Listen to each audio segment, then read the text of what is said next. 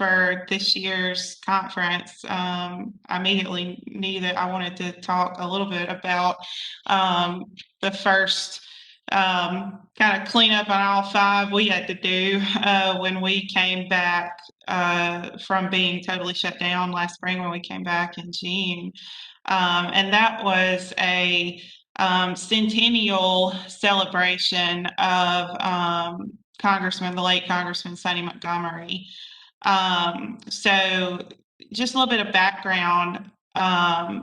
I know several of you are probably familiar with the CPRC and what we do, but if you're not, we are a division of special collections at MSU Libraries, and we are entirely devoted to collections of political nature, so congressmen, senators, members of the House of Representatives, state legislators, judges, congressional staffers, lobbyists, I mean, you name it, we've got we've got it.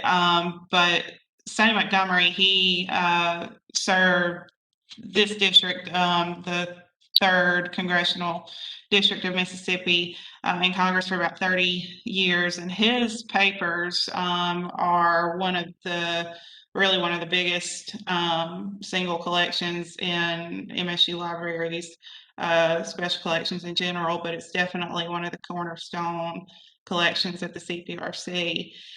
And aside from that, and aside from his political career, Sonny Montgomery is just somebody who meant a lot of different things to a lot of different people. He, of course, was our congressional representative for so long. While he was there, they called him the Veterans Champion. This is what he was known for, and this was really his legacy. He championed a huge reauthorization to the GI Bill, which is, of course, legislation that provides tuition assistance to veterans. He expanded those benefits to include veterans, their families, to different branches of the military than it had before, like the National Guard and the Army Reserve and things like that. And then, of course, prior to his congressional career, he had been in the state legislature for 10 years. Prior to that, he was a combat veteran of World War II. And then he also went to Mississippi State. And while he was here, he played basketball. He was Mr. MSU. He was president of student body. He was extremely popular. He was, at that time, I think he was like a 4th generation attendee of MSU, which was really something very significant given the time, the 40s that he went to college. So he just had a really big legacy here. There's a statue of him here on campus, and I knew that with his 100th birthday coming up, we really needed to do something special. And so in the fall of 2019, about a year before what would have been his 100th birthday, started talking to my colleagues up here, Dr. Ryan Sims, my colleague Amanda Carlock, and several others, about how we needed to do something to commemorate this. And we had really grand visions for it. And we had actually nailed down a date. Of course, this is all before the pandemic hit. We had actually nailed down a date in early August. We were going to have a big event over at a new academic building that we built on campus. It's really beautiful. The president's office had gotten involved in planning it for us. We were going to have a couple of former congressmen, some former staffers of Montgomery's. There would have been punch and cookies and flowers and, rolled out the red carpet and all of that. And then, all of a sudden the pandemic hits and we just kind of assumed, well, that's the end of that. And we didn't really, we just had too many other things to deal with. We didn't really have a contingency plan for what we were going to do to celebrate this in a way that was safe and followed COVID protocols. So we come back to work on June 15th, and of course, we're here, but that's about it. We can't really gather. All of our meetings are over Zoom and all. So certainly any kind of reception or, panel event like we would have normally done, that's off the table. When we came back in June, and this is just a good example of how you constantly have to adapt your response to certain things like this, because we've seen with the pandemic that the goalposts have just constantly been moving, and that advice was changing all the time. We had a mask mandate, then we didn't have a mask mandate, and then we had it again. And you had to really bend and be flexible with that. So when we came back in June, cases were actually down and things were actually looking pretty good. So we come back in June, and the president's office and the administration of the library, they say, okay, well, we're not going to be able to have the event that we had originally planned, but we'll have a 16-person luncheon. Okay, and then so these 16 people are people who knew Montgomery, some people who manage his estate, also some major alumni of the university. But 16 people, that's it. We'll have the tables spread out, and I probably would have set up an exhibit in just some flat cases, and then that would have been that. But within a couple of weeks of us coming back, kind of close to July 4th, cases start ticking back up again, and then the event is just canceled. So, I've already started to pull material for the exhibit. I've got stuff laid out on tables, and then, that's not happening. What do I do with that? Well, our associate dean, Stephen Canetto, actually offered up the idea of creating a digital exhibit in Emoca. And I know several of you are probably familiar with Emoca, but it's a pretty popular digital storytelling platform. We had just gotten, as a library, we had just gotten a subscription to Emoca. We were just kind of starting to tinker around in it about the time that the pandemic hit. None of us were particularly familiar with it, but I had done a project in it for my graduate program at Alabama. I had done this, I think, in 2017 or 2018, not too long ago. And I did have, some baseline familiarity with it, certainly enough to put together an exhibit, a functional exhibit. But I learned a lot through this process of creating my first, show to the public and not just to my classmates, exhibit in Emoca. And that's kind of what I wanted to talk about today as well. Just, things I learned about digital exhibits, Emoca in general, on the fly as I was going. And then also, why we chose to go ahead with a physical exhibit in such a time as this, why I made that decision, and then how I tried to link up the two as best I could, given the resources that I had. So here's the physical exhibit component. This image is from the university's Office of Public Affairs. They came over with their fisheye lens and took some really awesome pictures of it. I was really grateful for that. So one of the main reasons that I had a good feeling about still putting the work into a physical exhibit is because this is a centennial event. And so Sonny would have turned 100 on August 5th of 2020. So he'd be 100 until August of 2021. So it's his whole, 100th year. And under normal circumstances, I think that we would have tried to, after that initial, reception event that we had originally planned, I think that we probably would have planned out a whole year, maybe 2 or 3 other subsequent events to follow that. And so I thought, yeah, let's have a physical exhibit. nobody can go see it right now, but it'll be up a good long time.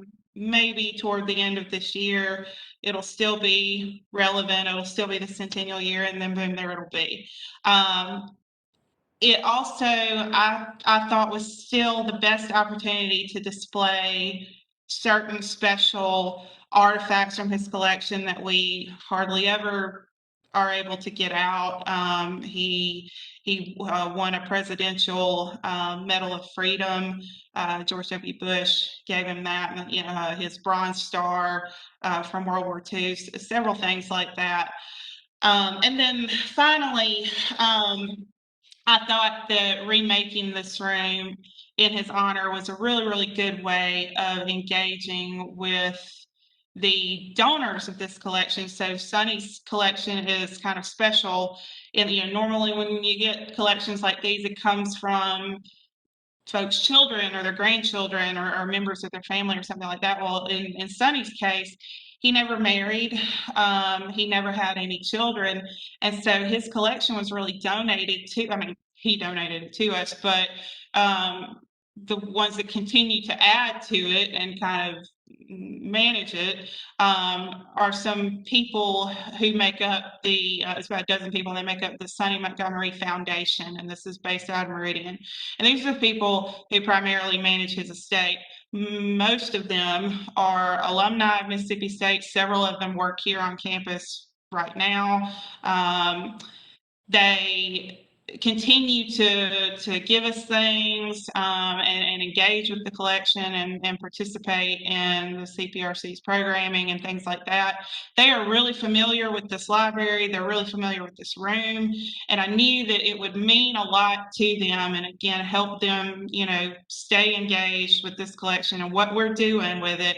If they could see this room remade in Sonny's honor. And I thought that in and of itself was worth the effort to do what we did in here. And then honestly, from a practical level, the exhibit that we had in here prior to this was kind of out of date. It had some information that was we had some information about a woman who was in the House of Representatives who's now a senator. It's just little things like that kind of needed updating anyway. And I thought, well, what better excuse to do that? On this next slide, I just have some other images of what the physical exhibit looks like. It's primarily made up of these almost floor to ceiling images of Montgomery. They are arranged in biographical order, from baby pictures, and then all the way it kind of wraps around the room to the end of his life. Overlaid on each image, I just have a paragraph talking about that stage of his life, his education or his work or his military service or whatever it is. And then I have a couple of shelves where I've got some of our most special artifacts up here in the top right corner. You can see those medals that I was talking about, the Bronze Star. And down here you can see I've got some campaign memorabilia. This is it's really small here, but it's a postcard that he sent home to his mom and stepdad from World War II. A belt buckle that he had when he was in about 10th grade at military school, and some things like that. So it's a really, really beautiful exhibit. And it's installed, it's there. We're going to keep it there for the rest of this year. Fingers crossed, we'll be able to maybe have a couple of events, maybe by the end of the summer, when we're ready to start thinking about taking it down and moving on to the next thing. But in addition to the physical exhibit, we also developed this Emoca exhibit. And some of the initial benefits of this exhibit, we were able to get it out to a bigger audience, as opposed to no audience in the fall of last year. And then it also gave us a lot of freedom to include items that we just weren't able to fit in the couple of cases that I had devoted to material, and kind of build upon what we had in the physical exhibit. I have in the chat, I've dropped a link to the Emoca exhibit. If you want to click on that and just kind of browse around in it on your own, that would probably be easier than what. But I wanted to pull out in a couple of these slides. I kind of wanted to zoom in on some of the main components of the Emoca exhibit. This is the kind of introductory landing page that you see here. All of this is based on a template that just comes with our very basic subscription to Emoca.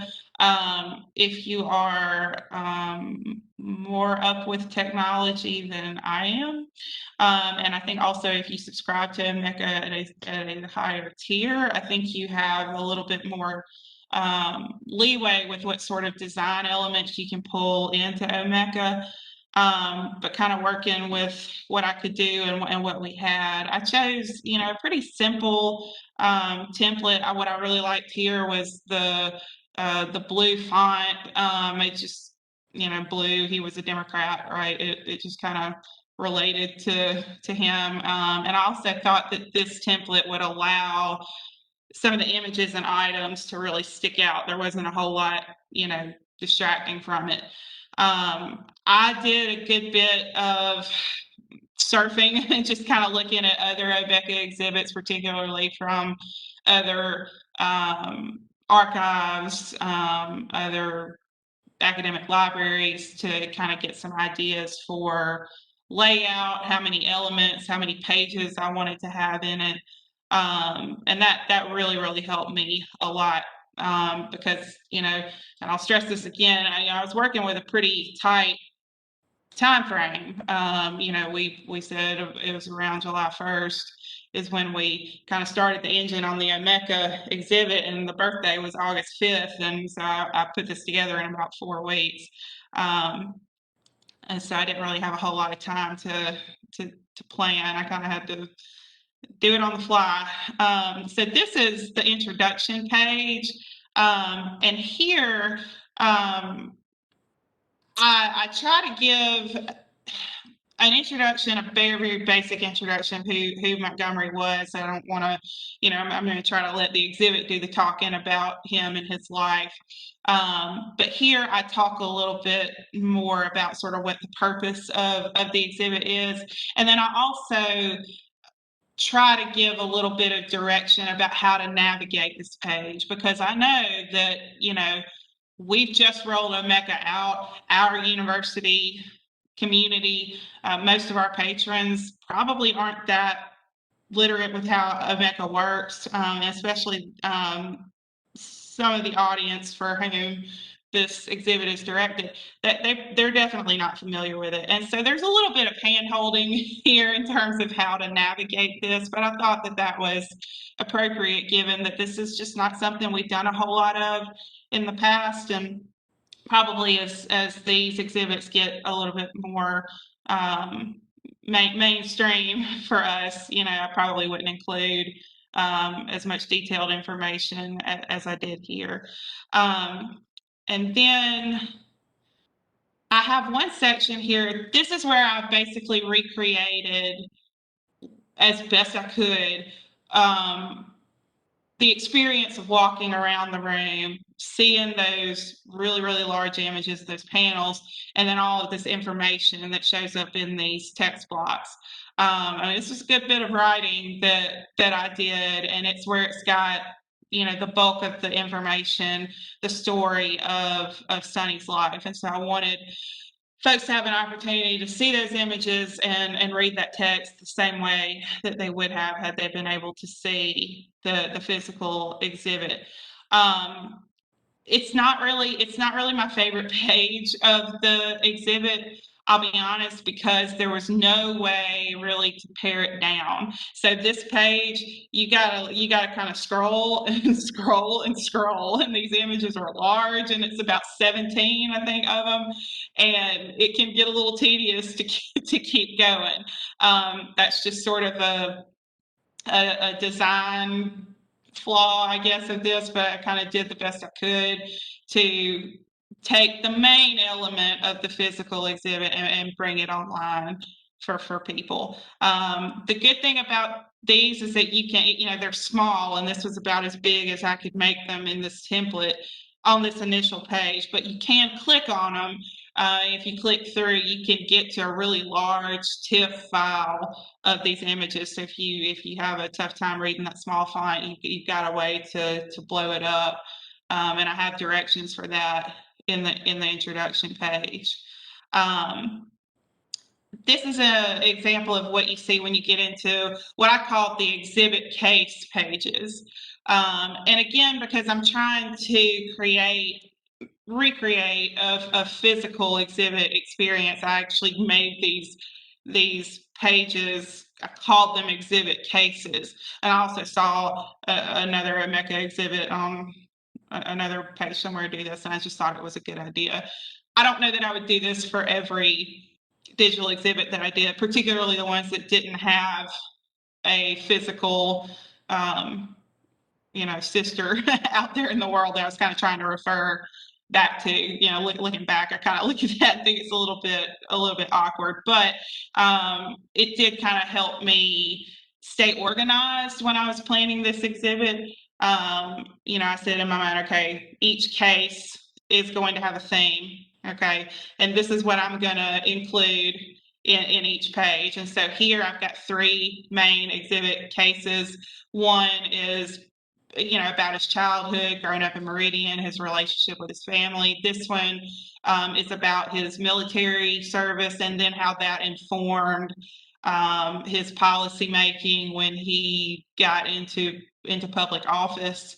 All the work that he did for veterans. And then the third exhibit case is about his political career, running for office, the state legislature, and then 30 years in Congress. Here, I just wanted to show this. There were several things that I used in this exhibit that we already had digitized, and then there are other things that we didn't have digitized, and we had to do it pretty quickly. I had this one digitized specifically for this exhibit. I thought the photo just turned out great. And this kind of gives you an idea of what you can do with your 3D objects in Emoca and what that looks like. So I wanted to kind of walk through some of my main strategies for implementing both of these things, but primarily the digital exhibit. The first one was to create a narrative, and this is something that you see in a lot of Emoca guides, or just sort of general guides for creating digital exhibits. This one was easy to create a narrative for. It was a centennial birthday. Okay, so I'm gonna stick to a biography. Sometimes depending on what the theme of your exhibit is, that may be a little bit harder, but that seems to be something that's a pretty good guide, at least to start with. For me, I wanted to be really discerning with how many items I included, not just in the physical exhibit, because again, nobody's seeing that, so who cares quite as much, but definitely in the digital exhibit. I read a statistic in like my first information technology class when I was in the MLIS program in Alabama, that most people only spend about 45 seconds on a website. And that hit me pretty hard when I was thinking about building this Emoca page, knowing that I wasn't going to be able to hold people's attention, just the average viewer, for that long. And so, rather than having, 100 images right on this Emoca page and doing all of this work that probably not that many people were going to have the patience to take in, I really tried to limit myself to maybe 7, 8, no more than 10 items per exhibit case. And I knew that if I did that, it would force me to pick the very best things, and it wouldn't overwhelm me, and it also wouldn't overwhelm the viewer. I tried really hard to use materials that we already had digitized to save time. Um, Thankfully, because this was a large collection, it was an open collection, we had a lot of things digitized, so there was a lot of metadata already there for me to pick from.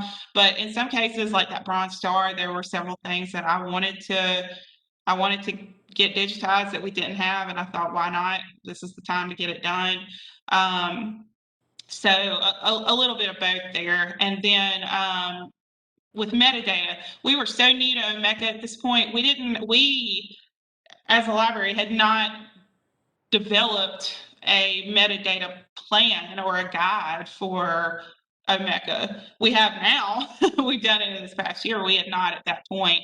I really didn't have much of a guide. I just was sort of working on my own knowledge, and because I didn't want to do a bunch of stuff that was wrong, I just tried to keep the metadata as minimal as possible. And so now I can probably just kind of go back and add to and develop it. At least I don't have to like take away a bunch of stuff, but I know there's probably a lot of things that I'm going to have to correct, and that's okay. And then another thing that I wanted to do was, as much as I could, and again with the templates that I had, I wanted to connect the physical exhibit in terms of looks to the digital exhibit with the graphics, the colors, and then make sure that I had some of the items.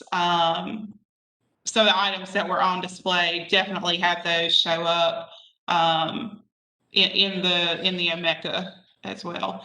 I'm catching up on chat here. Yeah, I'm looking at Dee Dee. I can understand that. Now, alt text, I actually don't know, and I can't answer that question. Dee Dee or somebody else may be able to answer that in the chat.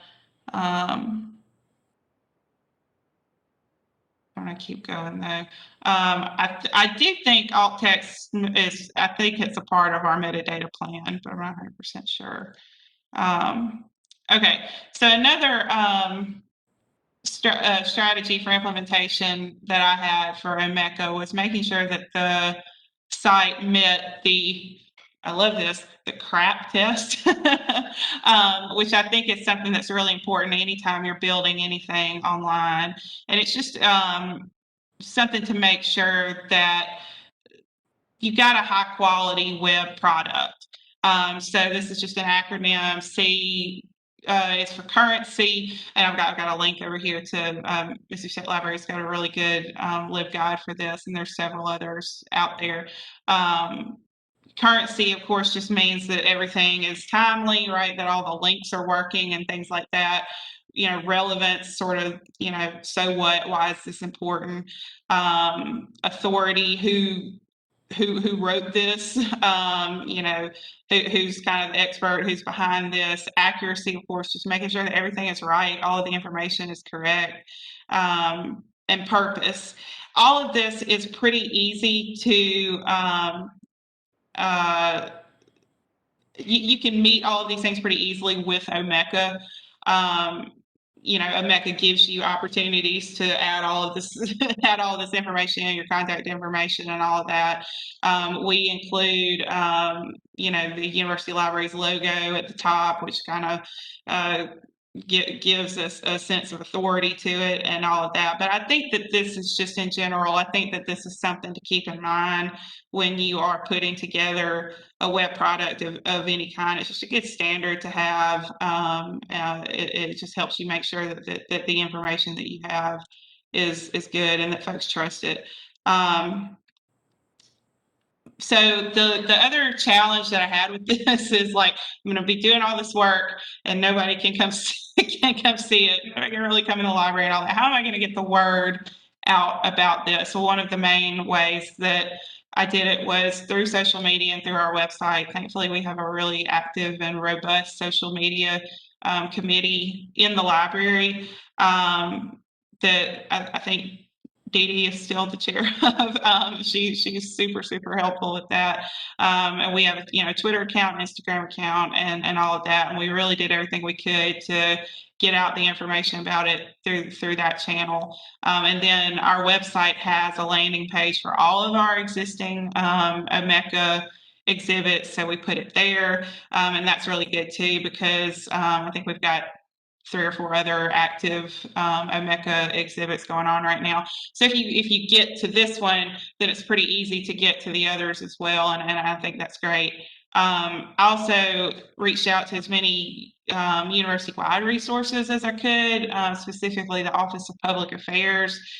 They came over and they took some really great photos of the exhibit, and that was great for the physical exhibit, because that allowed folks who couldn't come into the library but were probably very familiar with that room to see what was going on in there, and at least get an idea of what we had done to honor Congressman Montgomery. They took those photos and they put it on the main MSU website. There was also a short web video series that our alumni center just happened to be doing last fall. This was something that they were trying to do to generate content during the pandemic, and they were going around to different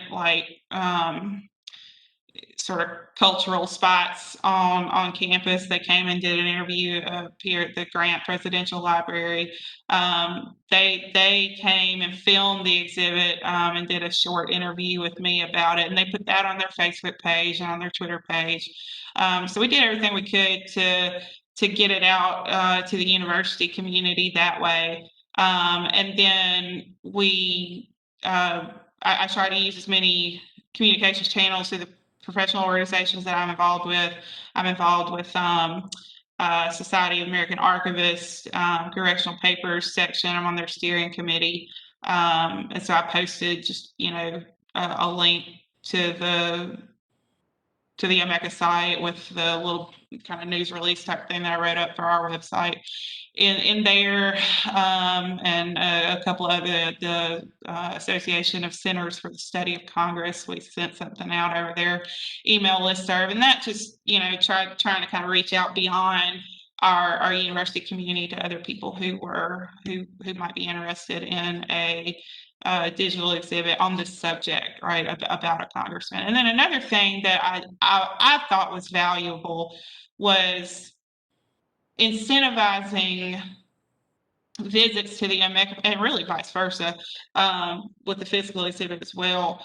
But to put items on the Emoca page that were just there, and then maybe have a couple things that were just in the physical exhibit. So it wasn't just 100% copy paste the same thing. There's a little more content in the Emoca exhibit than there is in the physical exhibit, but there are some different things in the physical exhibit that aren't necessarily in the Emoca.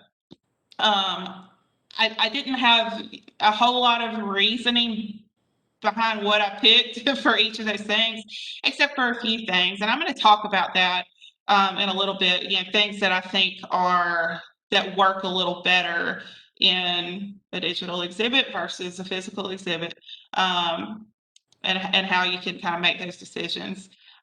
So just in general, after having done this, I see a lot of benefits to digital exhibits. I see a lot of challenges. I have some differing opinions, and I'm going to talk about those. There's a quote here from a book that I can't say his last name. I'm going to try. Martin Kalfatovic. He was a digital projects manager at the Smithsonian. He wrote a book, and it's about 20 years old, about implementing digital exhibits in general and all the benefits of it and why it's a good thing and how to do it and all that. It's old. A lot of things in it are out of date, and it doesn't account for things like social media, of course, but a lot of the theory in it, and just kind of the fundamental approach of it, it's really good. There's a lot of good information in it, and it kind of helped me re-see the value of digital exhibits. And this quote here, I'm just kind of putting it here for everybody to marinate on. I think it's a good quote, and I think that it is very optimistic. And especially the part here in the middle where he says the constraints of space and time, and to some extent money, no longer hinder libraries and archives. Well, we know now that they can be hindrances still, even in the digital world. They still present their challenges, but it's like I said, it's a good, encouraging quote about it, and it puts you in a good headspace at least. Some of the benefits that I see on a practical level, yes, digital exhibits do give you more space. Okay, but I use that term loosely. I'll give you a good example. In the Montgomery collection, several years ago, the football team came out with this whole special uniform for a game that they played on November 11th, Veterans Day. And the whole uniform, the scheme of it was based on this Army plane, I think, that was named for Montgomery. This big gray plane. Okay, so they make this whole football uniform, and then there's this helmet that's got Montgomery's signature on it. Very special. The helmet won't fit in any physical case that we have. It's just too big, it's too wide. It's just been a real bummer that we haven't been able to put it in more places because of the size. Well, the good thing about the digital exhibit is, you take a photograph of it and put it there. That's great. However, another definition of space, digital storage, right? That's not unlimited, and that's expensive. So it depends on how you define space. That can either be really beneficial to you, or it can be tough. Creative design. Now, like I was talking about a few slides ago, depending on the level of Emoca subscription that you have, or whatever software that you're using, WordPress or some of these other ones, you may only have a few templates in your lap, or you may have a bunch, or you may have more coding experience and talent than I do. But the potential is there. And just in my own research, I've seen a lot of really beautiful Emoca exhibits out there. They're really just gorgeous. And so I think that there is a lot that you can do, and hopefully down the road I'll be able to make mine a little prettier. You can reach out to a much broader audience than you can with a physical exhibit. I think that's pretty obvious. Of course, the hard part is getting the word out to them. One thing that makes me really excited about digital exhibits is that you can explore some exhibit topics that probably wouldn't be feasible in a physical exhibit. One thing that I've given a lot of thought to is data visualization in the political archives, particularly in our congressional papers. Going forward, we're going to be in possession of a whole lot of data with these congressmen's email collections, for example. I mean, we have tons and tons of data in that. And that's something that I'm doing a little bit of research in right now. What do you do with some of that data? How do you index it? We're looking into that. But I think about, I don't know if you guys are familiar with what the New York Times does, the Upshot. This is a web page where they take data that they gather in their own journalism, and then they make interactives through that. I think that we could take some of our data from our archives and turn it into word clouds and other maybe interactive things, and pull all that together in an Emoca exhibit. I think that would be a really new and different way to interact with our information. Another thing that I think is good about digital exhibits is it's easier to collaborate maybe with other people in your institution, at your university, wherever in your community. It's just easier to exchange information that way. It's easier for multiple people to curate something when you're doing it digitally, and that's really exciting. And I think also that you can use Emoca as a really powerful teaching tool, especially when it comes to documents and photos and things like that. Some of the challenges, digitization, as we all know, is a bear. It costs a lot of money, takes a lot of time, takes a lot of people. Something I talked about before, space isn't unlimited. You don't just have, unlimited cloud storage and things like that. And then also kind of going back to what I was talking about with, how many 45 seconds on a website, right? You can't just make these super unwieldy, exhibits. You do have to be kind of picky about what you're going to include in an exhibit, because on every practical level, people just aren't going to spend that much time on a single web page reading every word and all of that, maybe the way that they might be more inclined to in a physical exhibit. Creating metadata is a ton of work, and creating metadata standards is a lot of work. And so you do have to come up with a strategy, develop a plan, for workflows, deadlines, who's going to do what. And that can be really challenging. And then finally, there's so many possibilities with it that it's almost overwhelming. We may be talking about kind of getting off into augmented reality, virtual reality exhibits that that really marry up the physical and the digital experience, where you've got to have one. They can't just kind of coexist on different planes. One can't exist without the other. There's a lot of experimenting going on with that I've kind of discovered in my research for this presentation, and it's exciting, but it's very overwhelming. So just some general questions that I'm going to kind of put out there into the ether about this. Should all physical exhibits have a digital component? The short answer is no. I don't think so.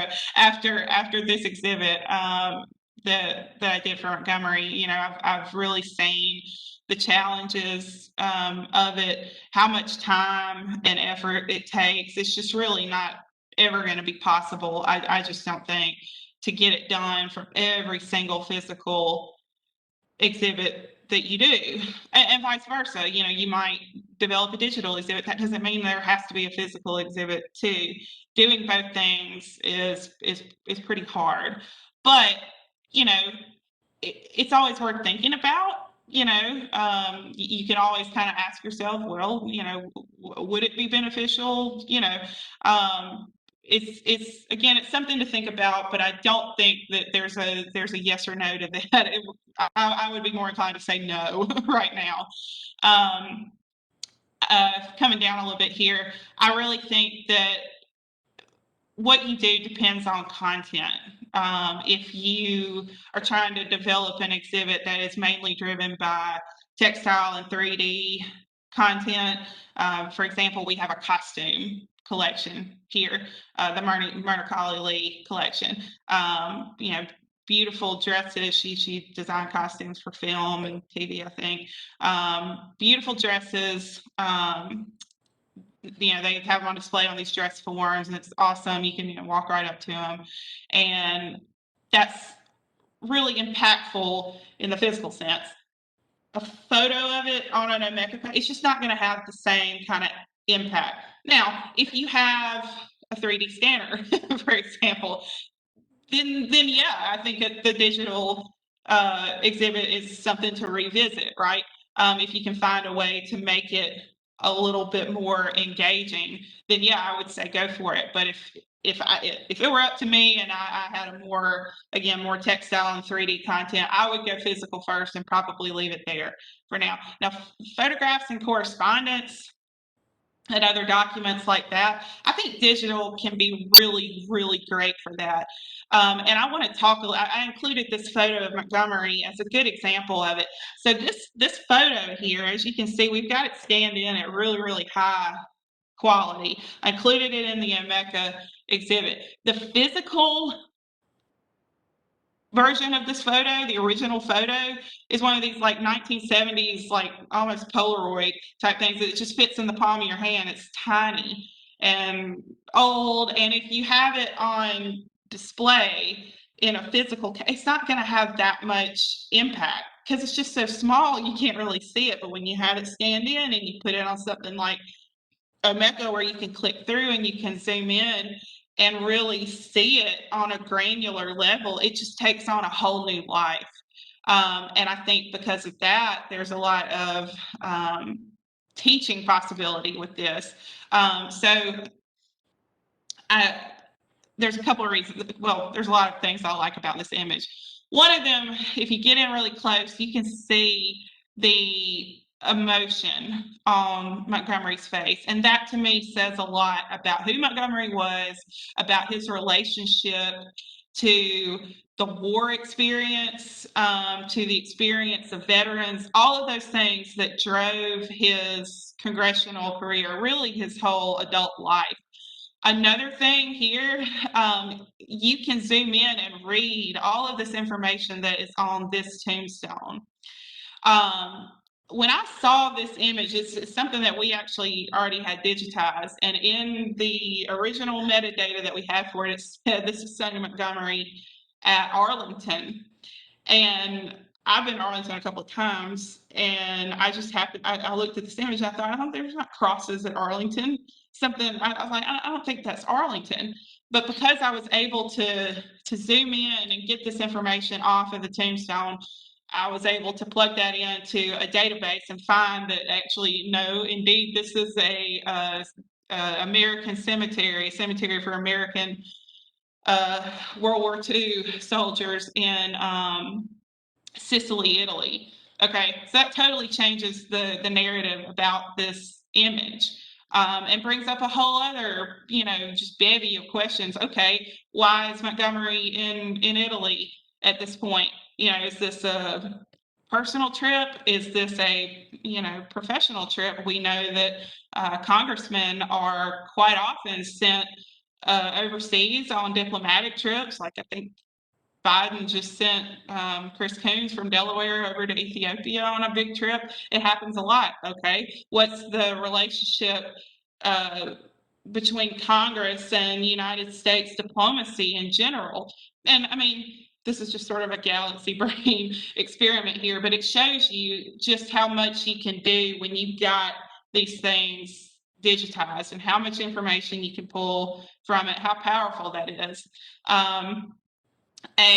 There's a word on this slide that just is, it makes me really uncomfortable to say it, but I'm going to say it. Phygital. This is actually a real word that's out there, and it's very popular in the like business and marketing field. The idea of, say, for example, like the customer experience. So a physical, like an Old Navy storefront, for example, versus the Old Navy website where you shop. How much work and theory is put into making that experience as seamless as possible in terms of quality, right? And sort of the idea that one can't really exist without the other.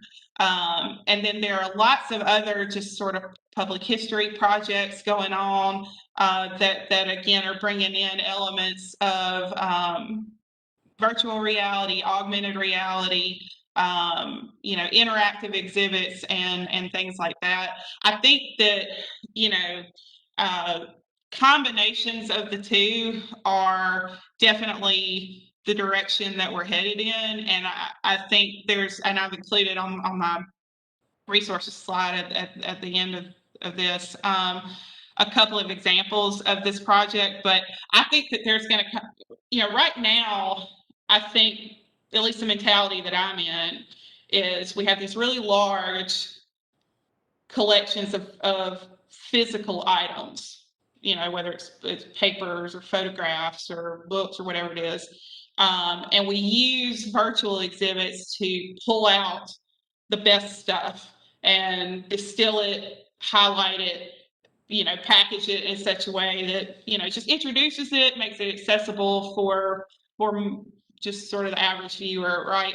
I think that there's going to come a time when the opposite is true, and we use physical exhibits to distill very, very, very large collections of virtual material, and that's kind of a lot to wrap your brain around. But I think that's coming. So just kind of my, tying it all up with a bow here. If you decide to do both things, I just think it's really important to have a good vision for what you want both things to look like and what you want to include. Of course, set realistic deadlines. These, even in software like Emoca that makes it pretty easy for you, it's still pretty hard to fill in all of these fields, upload all of these images and all of this information. It really takes more time than you think. And then when you add in the element of a physical exhibit on top of that, it can get really, really hard. It's not a one-person job. Ask for help.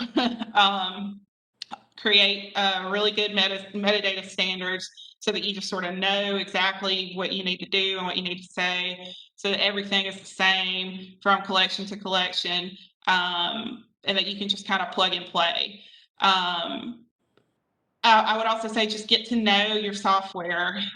With Emoca, there's a lot of plugins in Emoca that you can add to it. You can kind of optionally add into it that really make your life a lot easier. You can upload metadata. One thing I really like about Emoca is you have the ability to batch upload metadata into like an Excel file and upload it like a CSV on the back end, and it will immediately populate all of those fields in Emoca, and that can really, really speed up the process when you're talking about doing a bunch of material. And then finally, just let the items do the talking, because when you feel I have 2 degrees in English, and I love to write and I love some text, but in a virtual exhibit of any kind, it's what's going to stand out and what's going to hold people's interest, are the actual items. So make sure that what you include is really impactful and has a lot of information just on its own. I have just some references here. Emoca has a really good, they call it the classic user manual. That was super helpful to me as I was creating this exhibit. Yale has a great LibGuide for using Emoca. Several other publications here that I've referenced here. And if you have any questions, I'll be happy to take them now. I didn't realize I talked so long. Thanks, Kate. That was awesome. Yeah, let's open it up for questions.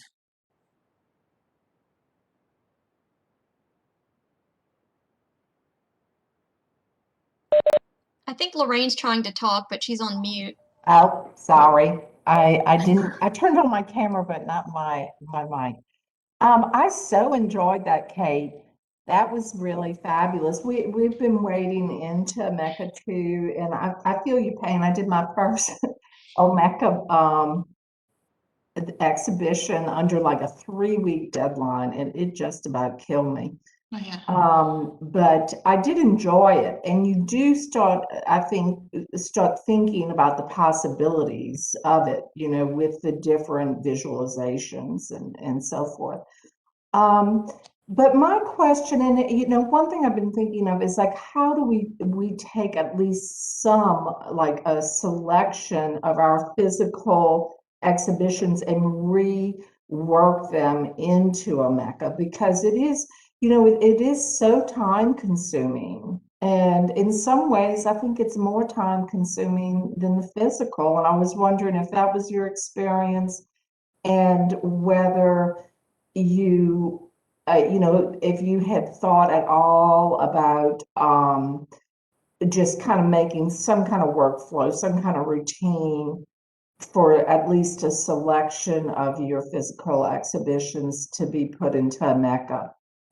Yeah, Or am I barking up the wrong tree here? no, I think that I kind of thought about this as I was building this exhibit, as I was thankful that I was working with a collection that I'm so familiar with, and that I can with ease identify things that are very popular to put out on display, right? I didn't have to work very hard in the selection process. It was just like, go get it. I knew the information about it. So I feel like, if you're just starting out with Emoca, then work with items that you are already very familiar with, and maybe just kind of try to recreate a physical exhibit that you've already done. Maybe you did it a couple of years ago, you took it down, but you're still kind of familiar with the stuff. If you're like me, it's probably still sitting in your office somewhere, and make it less about, developing this original plan in terms of content. Make it more about using items that you're familiar with and comfortable with, and then just get comfortable with how Emoca works. And I think that will make it easier for you to develop a plan for later. That would be my advice on that. Kind of make it easier on yourself to when you're starting, and then work a little harder later. Great, thank you. Yeah.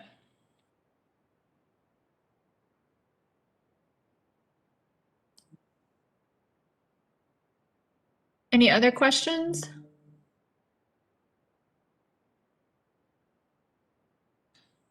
All right, Kate. Thank you so much. We appreciate it.